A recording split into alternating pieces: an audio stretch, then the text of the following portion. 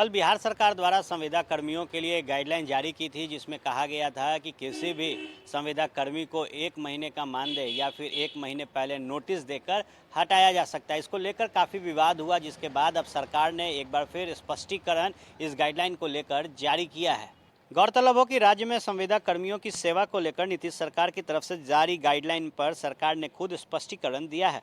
सरकार ने मीडिया में आई खबरों के बाद सामान्य प्रशासन विभाग की तरफ से इस पूरे मामले पर सफाई दी है।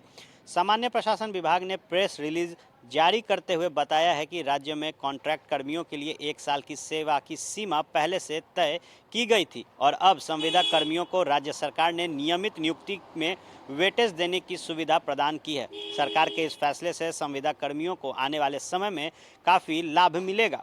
सामान्य प्रशासन विभाग ने बताया कि राज्य में नियोजित शिक्षकों की नियुक्ति के लिए जुलाई 2007 में सरकार ने फैसला किया था और उसमें नियोजित कर्मियों के लिए सेवानिवृत्ति की तिथि और नियमित नियुक्ति होने तक के संविदा नियोजन, विभिन्न तरह के अवकाश, मानदेय का पुनरीक्षण, अनुग्रह अनुदान के साथ साथ कर्मचारी भविष्य निधि, कर्मचारी राज्य बीमा जैसी सुविधाएं उपलब्ध नहीं थी। नियमित नियुक्ति में भी नियोजित कर्मियों को वेटेज की सुविधा नहीं मिलती थी, लेकिन अब सरकार ने इस निर्णय में बड़ा बदलाव किया है।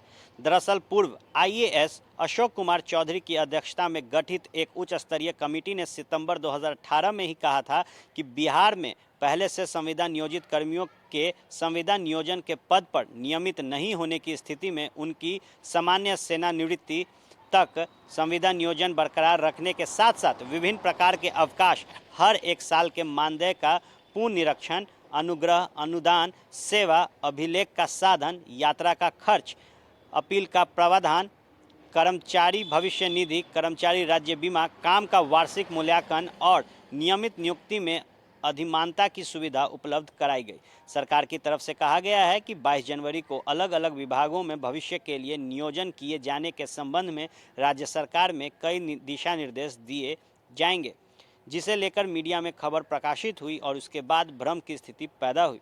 दरअसल पिछले दिनों मीडिया में ये खबरें आई थी कि नीतीश सरकार 1 महीने का नोटिस या मानदेय देकर कॉन्ट्रैक्ट पर बहाल कर्मचारी की सेवा समाप्त कर सकती है। इस पर सरकार ने स्पष्ट किया है कि ये नियम पहले से है।